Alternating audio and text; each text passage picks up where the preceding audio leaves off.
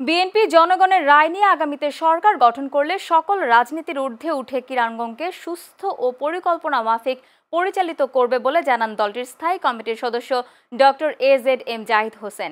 বিকেলে রাজধানীর কুড়িলে যমুনা ফিউচার পার্কের একটি কনভেনশন হলে এসকেআইএফ বাংলাদেশের আয়োজনে জাতীয় ও আন্তর্জাতিক কারাতে চ্যাম্পিয়নশিপের প্রথম দিনে সেমিনার ও ড্যান প্রেডিং এর উদ্বোধনী অনুষ্ঠান শেষে সাংবাদিকদের তিনি এসব কথা বলেন। এ সময় এসকেআইএফ বাংলাদেশের সাধারণ সম্পাদক সৈয়দ নুরুজ্জামানের সভাপতিত্বে বিশেষ অতিথি ছিলেন Bangladesh federal union of journalist BFUJ এর সাধারণ সম্পাদক কাদের গনি চৌধুরী। অনুষ্ঠানে আরও উপস্থিত ছিলেন বিভিন্ন শ্রেণীর পেশার গুরুত্বপূর্ণ ব্যক্তিবর্গ। প্রতিযোগিতায় বাংলাদেশের ৭৫টি ক্লাব সহ ৮টি দেশের ১,৪৮০ জন কারাতেকা অংশ নেন।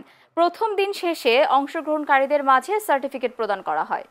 অভিভাবককে জিজ্ঞাসা করেন, ৫ জন অভিভাবকের মধ্যে যদি ৪ জন না বলে যে আমি আমার সন্তানকে কারাতে শেখাতে চাই না, এটা আমি বলবো যে না, তাহলে তারা মিথ্যা বলেছে। ৪ জনই বলবে আমি আমার সন্তানকে কারাতে শেখাতে চাই, কারণ তাদের ফিজিক্যাল ফিটনেস, তাদের মানসিক বিকাশ, তাদের খেলাধুলার যে দ্বারটা ওপেন করার জন্য প্রত্যেক অভিভাবকই চান কারাতে শিক্ষক আমার সন্তান।